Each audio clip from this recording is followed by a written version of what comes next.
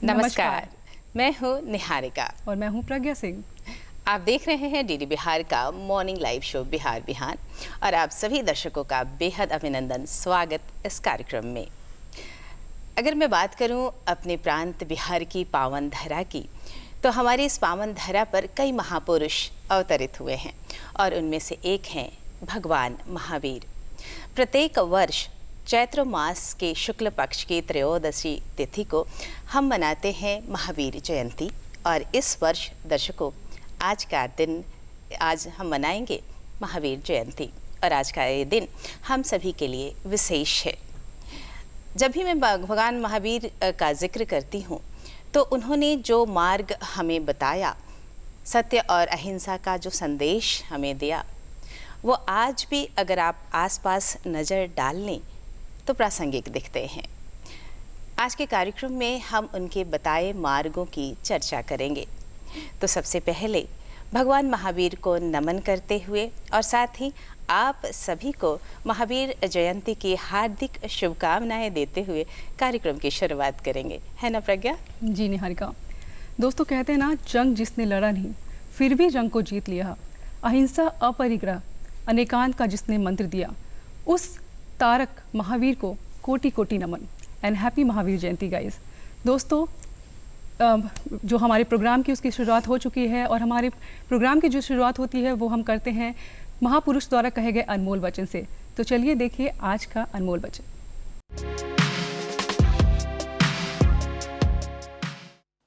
महात्मा गांधी ने कहा था, व्यक्ति अपने विचारों से निर्मित प्राणी है, वह जो सोचता है वही बन जाता है।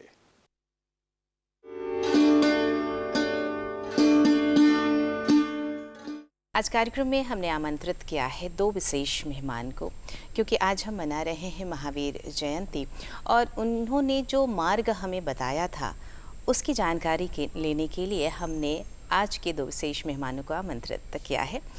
आपकी मुलाकात करवाऊंगी सबसे पहले श्री प्रदीप कुमार जैन जी से। आप जैन संघ पटना के वर्तमान अध्यक्ष हैं और लगातार इस दिशा में काम कर रहे हैं। सर, स्वागत आपका कार्यक्रम में। और साथ ही हमारे दूसरे विशेष मेहमान हैं श्री तनसुखलाल वैद्य जी। आप एक उम्दा रचनाकार हैं, मैं कहूँगी। आपने गहन मनन किया है जो भगवान महावीर के जो कथन है, उनकी जो वाणी है, और किताबों के माध्यम से उसे लिखा भी है। साथ ही आपकी कई अन्य रचनाएं भी प्रकाशित हुई हैं। सर्वप्रथम आप दोनों का बेहद अभिनंदन कार्यक्रम में। नमस्कार सर। और साथ ही भगवान महावीर की जयंती की हार्दिक शुभकामनाएं। नमन भगवान महावीर को। मैं बात की शुरुआत करूंगी भगवान महावीर के जीवन से, क्योंकि जब हम उनके जीवन को देखते हैं तो त्याग और तपस्या से परिपूर्ण जीवन और उनका समस्त जीवन हम सभी के लिए अनुकरणीय है। अगर मैं बात करूं उनके बाल्यावस्था की, उनके संन्यास लेने की, जीवन के सुख सुविधाओं का परित्याग करके तपस्या करने की और साथ ही कैवल्य की प्राप्ति की, अपने दर्शकों के लिए चाहूँगी कि थोड़ी इसकी जानकारी दें। प्रदीप जरा। भगवान महावीर जन्म कल्याणक महोत्सव की बहुत सारी मंगल कामनाएं जितने भी दर्शक जुड़े हैं इस कार्यक्रम से। जी, मैं भगवान महावीर की जयंती भगवान महावीर जन्म कल्याणक महोत्सव बोलते हैं। आज जयंती उसी सभी पशु पक्षियों का, जीव जंतुओं का जयंती आज है जी। भगवान महावीर के जन्म कल्याणक दिवस हम लोग इसलिए बोलते हैं कि आज जयंती है सभी पशु पक्षियों का, जिनको आज सरकार ने भी इसको आज बिल्कुल मुक्त रखा है। और भगवान महावीर जयंती हम लोग इसलिए नहीं बोलते हैं, जन्म कल्याणक महोत्सव के रूप में बोलते हैं हम लोग। जी जी। और भगवान महावीर का जन्म बिहार में हुआ और उनके पिता राजा सिद्धार्थ, माता त्रिशला इक्ष्वाकु वंश के थे जी। और जब उनका जन्म हुआ तो उनका बचपन का नाम था वर्धमान। और जब किसी के घर में अवतार आते हैं तो उसकी सुगंध पहले से ही आ जाती है। बहुत सुंदर। भगवान महावीर ने जब गर्भ में आते हैं, हम जैसे भगवान के 5 कल्याणक होते हैं हमारे यहाँ, जब गर्भ में आते हैं, अच्छा, जन्म कल्याणक, फिर जन्म कल्याणक के बाद दीक्षा कल्याणक जी, तप कल्याणक, और मोक्ष कल्याणक, ये 5 अवस्थाएं हैं। जब माता के गर्भ में आते हैं तब माता त्रिशला ने 14 सपने देखे थे। अच्छा। और उन सपनों में वो सारी प्रकृतियों का वर्णन है 14 सपनों में। पहला सपना, दूसरा चीज़, 14 सपने को जो देखा गर्भ कल्याण, जब भगवान महावीर उनके गर्भ में आए तो जैसे गज, सूरज, चंद्रमा, पुष्पक विमान और शेर, जितने भी प्रकृति से जुड़े हुए सब लोगों को माता त्रिशला ने देखा था जब भगवान महावीर उनके गर्भ में आए थे। तो गर्भ कल्याणक आज बहुत महत्वपूर्ण होता है, पहली स्थिति गर्भ में आना। जी बिल्कुल। उसके बाद जन्म कल्याणक, भगवान महावीर का जन्म इसी बिहार में हुआ। और हम लोगों को इस बात का सौभाग्य है कि हम बिहारवासी को इस अवतार का हम लोगों को सानिध्य मिला, जिसे पूरे विश्व को अहिंसा का संदेश दिया। भगवान महावीर बिहार के ही नहीं, भगवान महावीर तो आज पूरे विश्व के लिए हैं। भगवान महावीर से बड़ा कोई वैज्ञानिक नहीं है।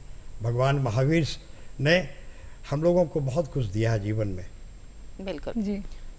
आपने जिक्र किया कि अगर भगवान महावीर ने जो रास्ते हमें बताए, और सच पूछिए तो जब भी हम उनके उपदेशों का जिक्र करते हैं तो उन्होंने 5 सिद्धांतों की चर्चा की और उन 5 सिद्धांतों के जरिए जीवन का वास्तविक मर्म हमें समझाया। आपसे जानना चाहूँगी, क्या बताना चाहेंगे 5 सिद्धांतों के बारे में, तनसुखलाल जी? 5 महाव्रत जिनको हम बोलते हैं जी। उसमें अहिंसा, सत्य, अस्तेय, ब्रह्मचर्य और अपरिग्रह, जी। ये 5 महाव्रत होते हैं।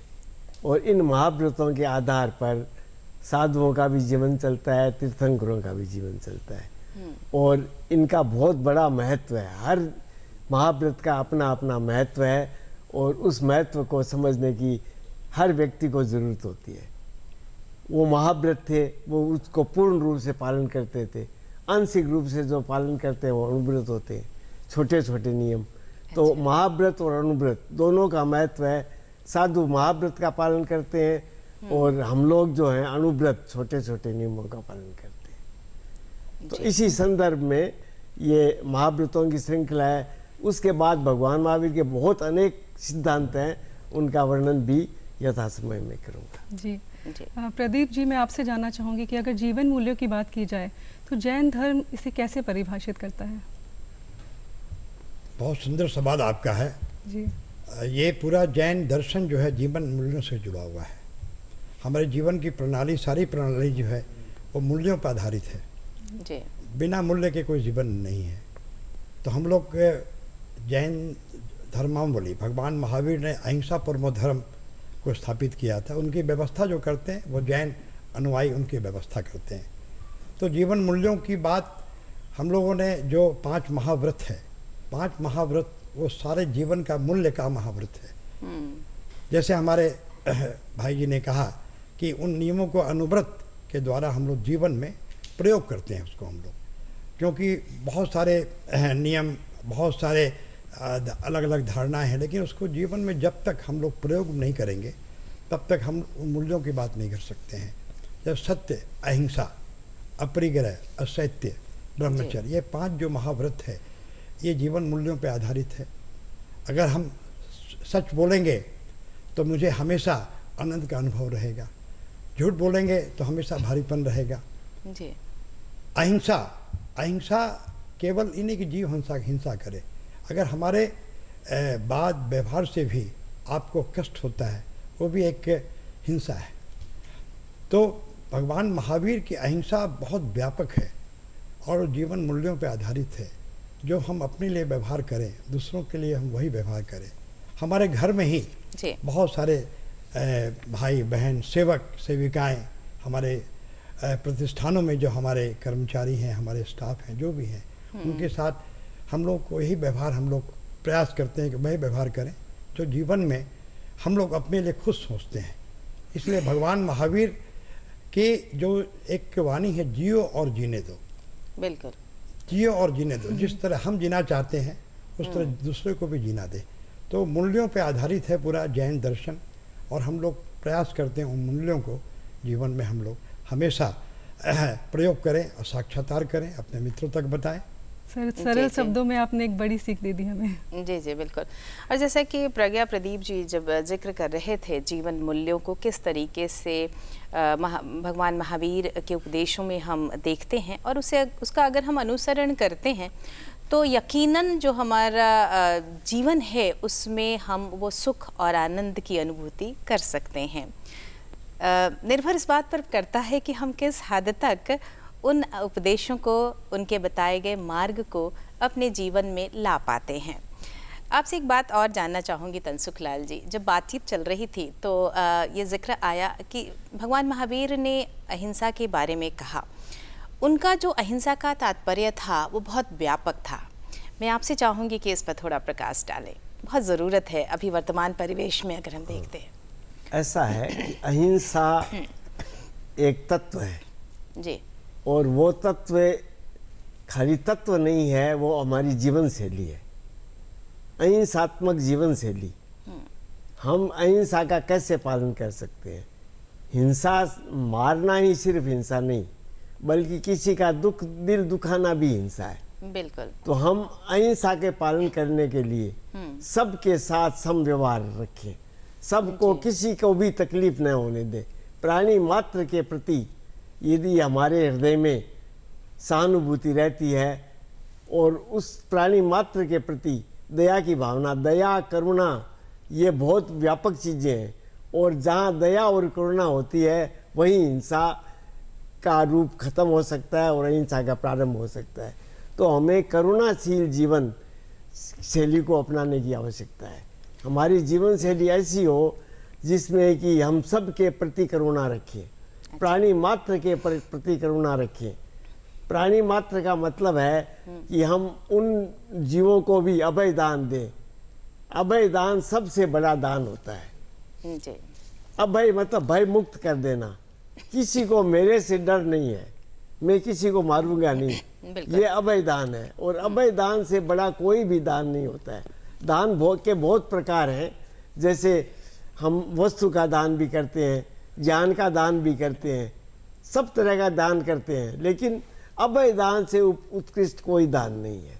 और हम अभय दान यदि देना सीख जाएं तो हमारे हिसाब से सबसे बड़ा दान हमने उनको प्रदान कर दिया। और ये जो एक शब्द आपने कहा अभय दान देना, तो बड़ा महत्व दिखता है, क्योंकि जैसे ही हम अभय दान की बात करते हैं, किसी को हमसे भय नहीं है, वैसे ही हम अपने अंदर अच्छे गुणों को समाहित कर लेते हैं। हमें किसी का नुकसान नहीं पहुंचाना है, हमें प्राणी मात्र के प्रति दया की भावना रखनी है, करुणा की भावना रखी है।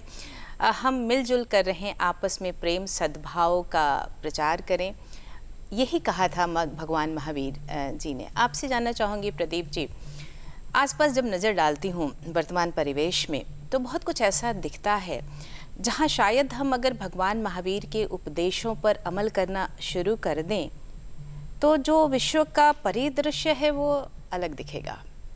हम कहते ज़रूर हैं कि भगवान महावीर के जो उपदेश हैं उसका हम अनुकरण करें, पर कहीं ना कहीं हमसे चूक होती है।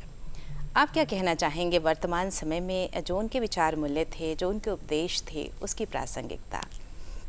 भी सबसे महत्वपूर्ण बात जिस विषय पे चल रही थी, अहिंसा के बारे में। जरूर। अहिंसा के बारे में जो हमारे तनसुख जी ने कहा, मैं उसको थोड़ा सा और आगे ले जाना चाहता हूँ। जरूर बताएं। हमारे भगवान महावीर के जीवन दर्शन के बारे में हम लोगों ने बहुत बातें की, लेकिन महात्मा गांधी ने भारतीय दर्शन को, भारतीय दर्शन के हर आयाम को पढ़ा, लेकिन अहिंसा परमो धर्म, अहिंसा परमो धर्म को उन्होंने प्रयोगशाला बनाया जीवन में। बिल्कुल सही। और महात्मा गांधी ने उन अहिंसा के सूक्ष्म चीज़ों पर ध्यान दिया उन्होंने। और आज़ादी की लड़ाई महात्मा गांधी ने उसी आधार पे आज़ादी की लड़ाई लड़ी, और बहुत लंबी लड़ाई थी जी जी। जिसे आज भी पूरा विश्व स्वीकार करता है। और आप सबों को, मैं दर्शकों को बताना चाहूँगा, यूनाइटेड नेशन ने भी 2 अक्टूबर 2006 को अंतर्राष्ट्रीय अहिंसा दिवस घोषित किया। बिल्कुल सही। और उसके पीछे भगवान महावीर की बातों को महात्मा गांधी इतना आगे ले गए कि पूरे विश्व में स्थापित किया। आज अहिंसा परमो धर्म एक केवल शब्दावली नहीं होनी चाहिए। हम अगर इसको अपनाएं जीवन में तो सारी दुनिया में जो आज जो आपस में विसंगतियां फैली हुई हैं उन सबों का समाधान है। अगर स्वच्छता की बात की जाए तो महात्मा गांधी स्वच्छता को लेकर काफ़ी सचेत थे और उन्होंने हम सब देशवासियों को काफ़ी प्रेरित किया कि स्वच्छता को कैसे अपनाएं, और इस मुहिम को हमारे माननीय प्रधानमंत्री नरेंद्र मोदी भी आगे लेके आए हैं। इस बारे में क्या कुछ कहना चाहेंगे? और प्रज्ञा, अगर हम स्वच्छता की बात करें तो कहीं ना कहीं इसका जुड़ाव दिखता है। भगवान महावीर के जो उपदेश हम सुनते हैं वहाँ से इसका लिंकेज दिखता है। विस्तार से प्रकाश डालें। बहुत सुंदर जी। स्वच्छता मानव जीवन का स्वभाव है कि हम स्वच्छ रहना चाहते हैं, लेकिन अपने आसपास की चीज़ों को हम कैसे स्वच्छ रखें इसकी ज़रूरत है। जैसे महात्मा गांधी ने महसूस की थी और भी ऋषि मुनियों ने महसूस की थी। हमारे वर्तमान प्रधानमंत्री ने इसे राष्ट्रीय आंदोलन की तरह स्वच्छता आंदोलन बनाया। और ये बहुत आज के दिनों में बहुत ज़रूरी है कि हम स्वच्छता पे बात करें। जी। भगवान महावीर के जो जीवन दर्शन है उसमें चारों तरफ स्वच्छता ही स्वच्छता दिखती है। स्वच्छता में प्रत्येक चीज़ों को जो प्रकृति से जुड़ा हुआ है, चाहे हम जल हो, वायु हो, अग्नि हो, इस सभी चीज़ों पे हमें, अब इन सभी चीज़ों को जो हम प्रयोग करते हैं तो भगवान महावीर के जो जीवन दर्शन हैं उनमें सभी पर चिंतन डाला गया है। जैसे जल का प्रयोग हम करते हैं, हम लोग जल का प्रयोग बहुत कम मात्रा में करते हैं। हम लोग जी। भगवान का अभिषेक भी करते हैं, जो धाराएं हैं भगवान का अभिषेक भी करते हैं, बहुत कम जल में करते हैं। हमारे साधु साध्वी अगर जीवन दर्शन में अपने जीवन क्रियाओं में जल का प्रयोग निम्न से निम्न करते हैं। हम लोग अपने तौलिया को भिगा करके बदन पोंछ लेते हैं कि जल संरक्षण का बहुत ज़रूरी है, महत्वपूर्ण है। जी। जल की बर्बादी जो हो रही है, चाहे हम धर्म के नाम में करें चाहे किसी भी रूप में करें, जल का संरक्षण के बारे में जैन दर्शन में बहुत कड़े नियम भी हैं और हम लोगों ने जल को बहुत महत्व दिया है। जैसे एक व्यक्ति ने हमसे पूछा कि आप जैन हैं, आप तो गंगा को नहीं मानते हैं। हमारी साध्वी आनंद श्री जी पटना में थी, उन्होंने बड़ा सुंदर जवाब दिया। उन्होंने कहा जल को हम लोग इतना महत्व देते हैं कि जब गंगा जल से भगवान का अभिषेक करते हैं हम लोग, तो उसने बोला कि आप सूरज को नहीं मानते। जैन दर्शन में सूर्योदय के साथ हमारी दिनचर्या शुरू होती है और सूर्यास्त के बाद दिनचर्या जो हमारी भोजन की क्रियाएं समाप्त हो जाती हैं। और प्रदीप जी, एक बात और कहूँगी, जब आप जिक्र कर रहे थे जल के संरक्षण की, तो शायद यही बात तो हम आज भी कर रहे हैं। अगर हम सस्टेनेबिलिटी की बात कर रहे हैं, अगर हम सस्टेनेबल डेवलपमेंट गोल्स की बात कर रहे हैं, तो आज भी विश्व उसी चीज़ का जिक्र कर रहा है जिसे भगवान महावीर ने तब हमें कहा था। और अगर हम मुझे आपकी बातों को सुनकर ये लग रहा है कि अगर हम उनके उपदेशों का थोड़ा अंश भी अपने जीवन में लेकर आते हैं तो हम ना सिर्फ अपना कल्याण करते हैं बल्कि विश्व का कल्याण करते हैं। और ये सारे डेवलपमेंट गोल्स जिसको हम विश्व स्तर पर चर्चा कर रहे हैं उसकी उपलब्धि अपने आप हो जाती है। बहुत सुंदर व्याख्या आपने की ये जिक्र करते हुए कि किस तरीके से स्वच्छता जुड़ी हुई है भगवान महावीर के संदेशों से, और अगर हम इसे जीवन में उतारते हैं तो हमारे पास होता है एक सुंदर स्वच्छ समाज, मन से भी स्वच्छ और अपने आसपास के वातावरण से भी स्वच्छ। आपके पास आऊँगी और आपसे ये बात जानना चाहूँगी कि उन्होंने कई सारे दर्शन दिए भगवान महावीर ने। उन्होंने कहा कि आप अपने भविष्य का निर्माण स्वयं करते हो। एक व्यक्ति अपने भविष्य का निर्माण स्वयं करता है और ये बेहद ज़रूरी है हम सभी के लिए समझना। जैसा हम बनना चाहते हैं, जैसा हम सोचते हैं, कहीं ना कहीं हम अपना व्यक्तित्व ही निर्मित कर रहे होते हैं। आप चूँकि आपने गहन मनन किया है इसलिए आपसे जानना चाहूँगी, इस पर प्रकाश डालें। अभी जल की बात प्रदीप जी ने बताई। जी ज़रूर। तो जल की एक बिंदु में असंख्य जीव माने गए। जी। तो हर आदमी को इसके लिए जागरूक रहने की जरूरत है। यदि आपको आधा गिलास पानी पीना है जी। और एक गिलास कोई भर के लाता है आपके लिए, तो आधे गिलास को खाली कर दीजिए, बोलिए एक खाली गिलास ले आओ, क्या हमें बात आधा गिलास पानी पियो। बहुत सुंदर। यदि आधा आधा गिलास हर व्यक्ति बचाता है तो भारत में कितना पानी बच सकता है। जी बिल्कुल। तो हमें इस जागरूकता की जरूरत है। जल ही जीवन है, लेकिन जल ही जीवन है इसका प्रयोग करना होगा हमें, और बिना प्रयोग के कोई भी काम पूरा नहीं होता। और आपकी पंक्ति बहुत महत्वपूर्ण है, जिसे आपने कहा कि हमें इसे प्रयोग करना होगा, बिना इसके संभव नहीं है।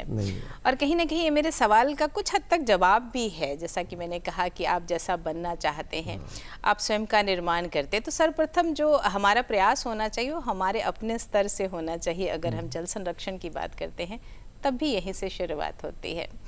एक और सवाल जो आपसी से जानना चाहूँगी, अनेकांत का जो उनका संदेश था वो हमारे दर्शकों के लिए सिद्धांतों में हाँ। उनकी सबसे पहली बात है आत्मा भिन्न शरीर भिन्न है। अच्छा, ये आत्मा अलग है और शरीर अलग है, आत्मा और शरीर का कोई मेल नहीं है। तो आत्मा और शरीर यदि अलग है तो हम शरीर के लिए जीते हैं कि आत्मा के लिए जीते हैं, ये प्रश्न हमारे सबके दिमाग में आना चाहिए कि हम शरीर के लिए नहीं जिए, आत्मा के लिए जिए। क्योंकि शरीर नश्वर है, यही रह जाना है, और सबका शरीर यहाँ रहा है। हमारे कितने पूर्वज चले गए, उनका शरीर का आज पता नहीं है, लेकिन उनकी आत्मा अभी भी जीवित है, वो कहीं न कहीं आगे प्रस्थान करती है।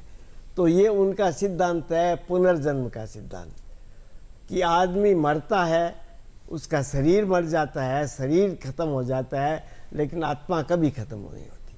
आत्मा चिरस्थायी रहती है और अनंत काल से अनंत काल तक आत्मा भ्रमण करती है। आत्मा जो का भ्रमण तब बंद होता है जबकि वो मोक्ष का वर्ण करता है। मोक्ष के वर्ण के बाद दोबारा जन्म नहीं होता। तो ये कहना था उनका। हाँ, आत्मा भिन्न शरीर भिन्न था उनका। ये उनका पहला सिद्धांत है। दूसरा सिद्धांत है पुनर्जन्म। हमारा जन्म यही खत्म नहीं हो जाता है, यहाँ हम मरे, आत्मा ने फिर दूसरा जन्म ले लिया, फिर आत्मा ने तीसरा, आगे से आगे, आगे से आगे आत्मा भटकती रहती है। और इस भटकन को अंत करने के लिए ही मोक्ष का वर्ण किया जाता है। एक बात और मैं आपको बताना चाहता हूँ कि आपको भी और मेरे दर्शकों को भी, कि हमें जागरूकता जीवन के लिए सबसे ज़रूरी है। हमें हमेशा जागरूक रहना चाहिए कि हम आज क्या करें, कल क्या करें, परसों क्या करें। और जागरूकता के लिए समय का प्रबंधन सबसे इम्पोर्टेंट बात है। समय प्रबंधन यदि हम करना सीख गए तो हमारे जीवन की शैली बदल जाएगी। और समय पर मैंने कुछ लिखा है, समय कुछ धीरे चले तो कर सकें हम काम ज़्यादा, भर सकें उसको छलाछल जो पड़ा है आज आधा, समय कुछ धीरे चले तो कर सकें हम काम ज़्यादा। बहुत सुंदर। तो समय के लिए हम यदि जागरूक रहेंगे तो अपनी हर क्षण का उपयोग भी करेंगे। और अपने पुनर्जन्म की जो बात हमने बताई, आपने साधवाद के बारे में पूछा, तो साधवाद का अर्थ है कि ये 5 अंगुलियां हमारी है जी, 5 अंगुलियां हैं। अब ये 5 हैं तो 5 बराबर तो नहीं है जी, कोई छोटी है कोई बड़ी है, लेकिन इसकी अपेक्षा ये छोटी है और इसकी अपेक्षा ये बड़ी है। तो यही साधवाद है कि हम हर चीज़ को दृष्टि अनेक दृष्टियों से ले, कि एक दृष्टि से जो होता है वो दूसरी दृष्टि से उसके अगेंस्ट भी हो सकता है।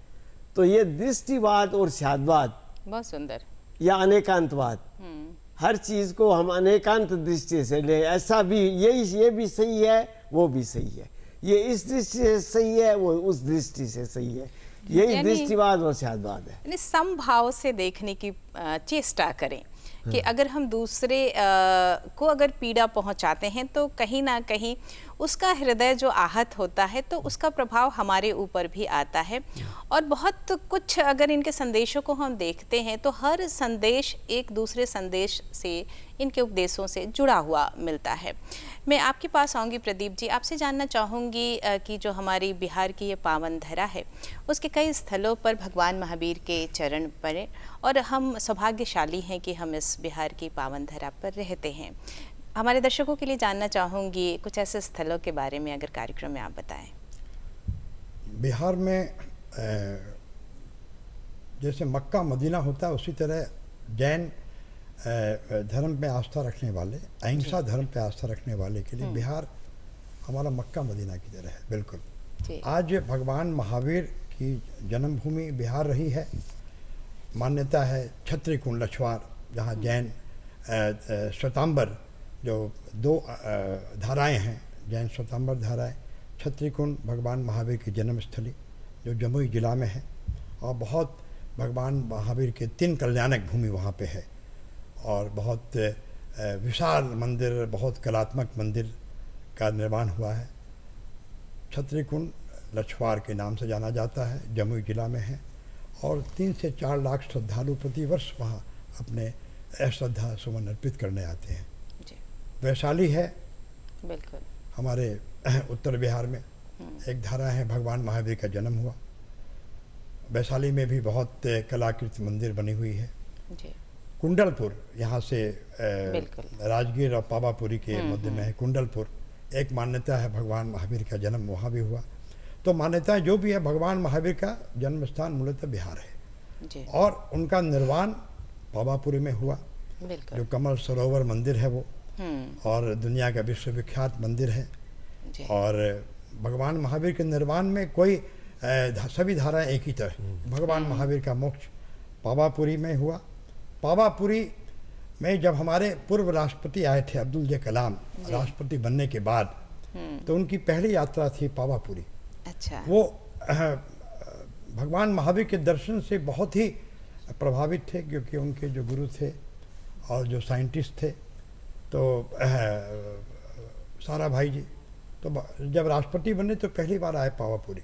पावापुरी में उनके स्थान भ्रमण करने का मुझे सौभाग्य प्राप्त हुआ। बिहार सरकार द्वारा मुझे नियुक्त किया गया, और जब मैं दर्शन करके वहाँ से निकला, मैंने उनके पावापुरी के बारे में कुछ बोलना चाहा, तो उन्होंने मुझे संशोधन किया। अच्छा। अब पापापुरी। मैं भी अचंभित हो गया, पहली बार नाम सुना, अब पापापुरी। तो मैंने जब पता किया तो मालूम था कि जगह का नाम था अब पापापुरी, पापों से रहित। बहुत सुंदर। उसका तद्भंश किया गया पावापुरी। जी। पावा गांव आज भी है। तो ये जानकारी, कितनी सूक्ष्म जानकारी हमारे राष्ट्रपति अब्दुल जे कलाम, जिन्होंने अहिंसा धर्म को महात्मा गांधी के बाद देखे, तो उन्होंने जीवन में, दर्शन में उसको अपनाया। उन्होंने बहुत किताबें लिखी, बहुत कुछ काम किया। तो पावापुरी है। राजगिरी, भगवान महावीर के जो चातुर्मास हुए, सबसे अधिक चातुर्मास राजगिरी में हुए। अच्छा। प्रथम देशना भी उन्होंने राजगिर के प्रथम पहाड़ में दिया। देशना, उनका प्रथम देशना सफल नहीं हुआ, दूसरा देशना सफल हुआ। लाखों संख्या में लोग उनके प्रथम देशना को सुनने आए। तो उनकी 14 वर्ष जो इन्होंने बिहार में अलग अलग जगहों में अपना जीवन बिताया। उनके जो प्रथम शिष्य थे, उनके 11 गंधर्व थे। तो प्रथम गंधर्व थे इंद्रभूति गौतम। अच्छा। इसी बिहार के थे। उनका जन्म स्थान भी गोबर ग्राम कुंडलपुर में हुआ। तो भगवान महावीर के प्रथम देशना जो सफल हुई, उसमें जब वो गए थे गौतम गंधर्व, वहाँ उनकी पहली मुलाकात हुई। और वो बहुत तेजस्वी ब्राह्मण थे। वो उनको लगा कि मेरे इस क्षेत्र में कौन ऐसा आ गया जिसको सुनने लाखों लाख लोग आ रहे हैं। वो बहुत अहंकारवश भगवान महावीर के पास गए वो, और ऐसा दृष्टांत है, ये सच्ची घटना है। जब भगवान महावीर के पास पहुंचते हैं, भगवान महावीर ने कहा, आओ गौतम, मुझे तेरा ही इंतजार था। क्या बात है। और गौतम स्वामी भगवान महावीर के उसी समय नतमस्तक हो गए और उन्होंने भगवान महावीर को स्वीकारा। आपसे जानना चाहूँगी कि अगर हम कर्म की बात करें तो जो कर्म है वो मन का आउटपुट होता है, और जो कर्म है वो हमें साधना से मिलती है। तो इस बारे में क्या कुछ कहना चाहेंगे? कर्म स्वयं के द्वारा किया जाता है। जी जी। कुछ लोग मानते हैं कि हमें ईश्वर ही सब कुछ करता है और ईश्वर ही हमें कुछ देता है, लेकिन ऐसा करके हम ईश्वर को पक्षपाती बना रहे हैं। क्योंकि ईश्वर कभी भी ऐसा काम नहीं कर सकता है कि किसी को गरीब बनाए, किसी को अमीर बनाए, किसी को रिष्ट बनाए, किसी को बीमार बनाए। ये सब अपने कर्मों से होता है, और जैसे हम कर्म करते हैं उसका वैसा ही हमें फल मिलता है। तो इसलिए कर्मवाद का सिद्धांत यही कहता है कि व्यक्ति स्वयं ही करता है और स्वयं ही उनको भोगता है। ईश्वर को दोषी मत बताइए। जी। यही पुरुषार्थवाद है, यही कर्मवाद है, यही आत्मवाद है। इसका रहस्य यही है कि हम ही अपने कर्ता और भोक्ता है। कह सकते हैं मन की स्वच्छता बहुत ज़रूरी है। मन की स्वच्छता, विचारों की स्वच्छता, चिंतन की स्वच्छता, जी तब शरीर की स्वच्छता। जी जी। और अगर हमारा मन स्वच्छ है, हमारे विचार अच्छे हैं, तो फिर हमारे कर्म भी अच्छे होंगे और तब हम अपने सुंदर जीवन का निर्माण कर सकते हैं। बिल्कुल सही। और अगर एक एक इंसान सुंदर है तो फिर आप एक सुंदर समाज, सुंदर विश्व की परिकल्पना कर सकते हैं। सुधरे व्यक्ति समाज, व्यक्ति से राष्ट्र बढ़िया। स्वयं सुधरेगा। बहुत सुंदर, बहुत खूब। बहुत सुंदर पंक्तियाँ कहीं। प्रदीप जी, अगर मैं स्त्री सशक्तिकरण की बात करूं, तो जब हम भगवान महावीर की जीवन गाथा देखते हैं और उनके कार्यों को देखते हैं, तो उन्होंने स्त्री पुरुष की समानता के बारे में भी जिक्र किया था। मैं चाहूँगी कि उस पर भी थोड़ा आप बताएं, जो स्त्री सशक्तिकरण का जिक्र उन्होंने किया। बहुत अच्छा सवाल आपका है। भगवान महावीर ने कोई भेदभाव ही नहीं किया स्त्री पुरुष में। जी। भगवान महावीर के जीवन दर्शन में एक चंदनवाला की घटना आती है। भगवान महावीर जब उपवास करके, वर्षों लंबा उपवास करके जब वे अपने पारणा के लिए निकले, वो तो चंदनवाला के मन में उस मन में सोच के रखा था कि मैं प्रभु का आहार दूंगी, और चंदनवाला को बेड़ियों से बांध के रखा गया था किसी सेठ के यहाँ पर। भगवान महावीर के मन में भी एक धारणा थी कि मैं आज जब आहार लूँगा तो ऐसे महिला से लूँगा आज आहार कि जिसमें पैरों में बेड़ियाँ हों और हाथ में वो मूंग के हथकड़ी हो, मूंग के दाने हों, हाथों में भी हथकड़ी हो। भगवान महावीर और उसके आँखों में एक श्रद्धा के आंसू हों। भगवान महावीर जब निकले आहार के लिए, जब उनका लंबे वर्ष का पारणा था, जो हम लोग पारणा बोलते हैं उपवास के बाद, और जब वो निकले वो तो हर जगह लोग खड़े थे उनको पारणा कराने के लिए। अच्छा। लेकिन भगवान महावीर ने जो मन में संकल्प किया था कि जो इस अवस्था में जो मुझे पहला मुलाकात होगी, मैं उसी के द्वारा मैं आहार लूँगा। जी। भगवान महावीर जब निकले वो तो बहुत लोग निराश हो गए, प्रभु ने हमारा आहार स्वीकार नहीं किया। जब चंदनवाला तक पहुंचते हैं तो सारा दृश्य वहाँ था, सारा दृश्य अच्छा। वहाँ था। चंदनवाला के पैरों में बेड़ियाँ थी, हाथों में बेड़ियाँ थी, आहा। और एक मूंग के छिलके थे हाथों में जी। कि भगवान को आहार कराऊंगी मैं। भगवान महावीर ने देखा तो एक चीज़ वहाँ नहीं थी, वहाँ पर श्रद्धा के आंसू नहीं थे। अच्छा। तो भगवान महावीर जैसे आगे बढ़े तो उसके आँखों में लगा कि भगवान आके मेरे द्वार से जा रहे हैं, तो श्रद्धा के आंसू उसके टपके। भगवान महावीर ने पीछे मुड़ के देखा, बहुत सुंदर। चंदनवाला के द्वारा उनका आहार हुआ। और चंदनवाला की बहुत लंबी कहानी है, भगवान महावीर के जीवन से जुड़ी हुई है।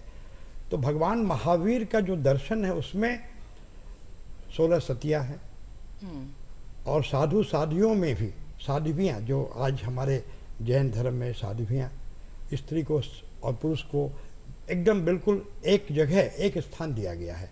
हमारे आचार्य चंद्रा जी को आचार्य पदवी मिली, इसी बिहार में पद्मश्री मिला उनको, और आचार्य की पदवी भी एक साध्वी को मिला, प्रथम साध्वी जिनको आचार्य की पदवी मिली। जी। तो नारी शक्ति की जहाँ तक बात है, भगवान महावीर ने किसी में भेदभाव नहीं किया। तो नारी के लिए उनके दिल में वही जगह है जो पुरुष के लिए जगह है। बिल्कुल। तनसुखलाल जी, मैं आपसे जानना चाहूँगी कि जो हमारा भारत है वो सर्वधर्म समभाव की भावना रखता है, और एक अद्भुत उदाहरण है हमारी संस्कृति पूरे विश्व में। तो इस संस्कृति और इस भारत के बारे में क्या कुछ कहना चाहेंगे? भारत ऋषि मुनियों का देश है। जी। ऋषि कृषि, ये भारत की व्यवस्था है, और इसी के आधार पर भारत का निर्माण और भविष्य आगे चल रहा है। जी, सुंदर।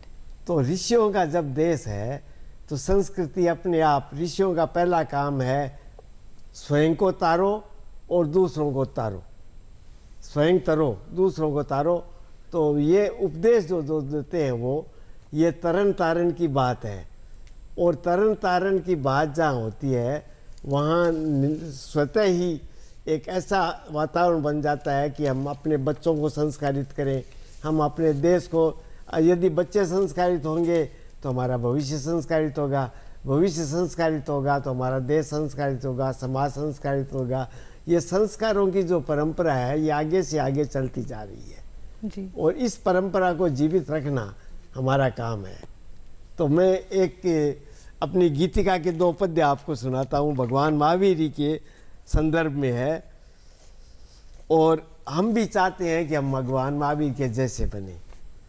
महावीर मैं बनूंगा, महावीर मैं बनूंगा, तेरा नाम जपते जपते, तेरा नाम जपते जपते, निज लक्ष्य में वरूंगा, भव सिंधु में तरूंगा, समभाव रखते रखते, समभाव रखते रखते, महावीर मैं बनूंगा, महावीर मैं बनूंगा, तेरा नाम जपते जपते, तेरा नाम जपते। बहुत सुंदर पंक्तियाँ आपकी। और आज के इस पावन दिन पर आपसे गुजारिश करूंगी कि कुछ संदेश देना चाहते हैं, कुछ कहना चाहते हैं हमारे दर्शकों को। बिहार जैसे भगवान महावीर की भूमि रही है, पूरी दुनिया जानती है। पटना शहर में हम लोगों ने जो भगवान महावीर की राजधानी है, जो पटना राजधानी, वहाँ पे हम लोग भगवान महावीर के जन्म कल्याणक महोत्सव में 3 दिन का कार्यक्रम किया। पहला दिन हम लोगों ने यहाँ पर अहिंसा यात्रा निकाली, अहिंसा मैराथन निकाली हम लोगों ने। काफ़ी संख्या में पुरुष महिलाएं उसमें शामिल हुए। आज शोभा यात्रा निकलेगी आज मीठापुर जैन मंदिर से, पूरे राजमार्ग द्वारा होते हुए हमारे कदमकुआं में जैन मंदिर, वहाँ जाके समाप्त होगा।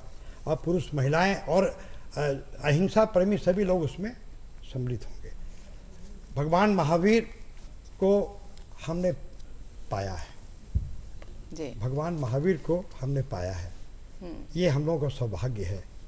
महावीर को हमने पाया है, महावीर को हमको जानने की ज़रूरत है। भगवान महावीर को जानना है तो हमें सबसे पहले प्राणी मात्र से प्रेम करना पड़ेगा। उनमें भी वो आत्मा है जो हमारे अंदर है।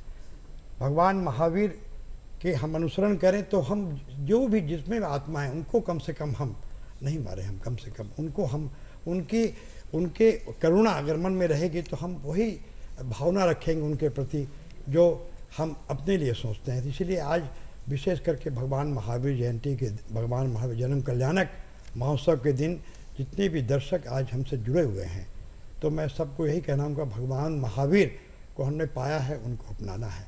और हम शाकाहार हो, खान पान, सब जीवों का अभय दान। भगवान महावीर बिहार के हैं, इसलिए बिहार वासियों का विशेष एक धर्म कर्तव्य होता है कि उन चीज़ों को जीवन में प्रयोग करें। निज पर शासन फिर अनुशासन। जी, इस पावन दिन पर इतनी अच्छी बातें हमें बताने के लिए बहुत शुक्रिया। सभी को मेरा जय जिनेंद्र और भगवान महावीर जन्म कल्याणक महोत्सव की मंगल कामनाएं। और हम भी महावीर के सिद्धांतों का अनुसरण करते रहे जी। महावीर को जीना है।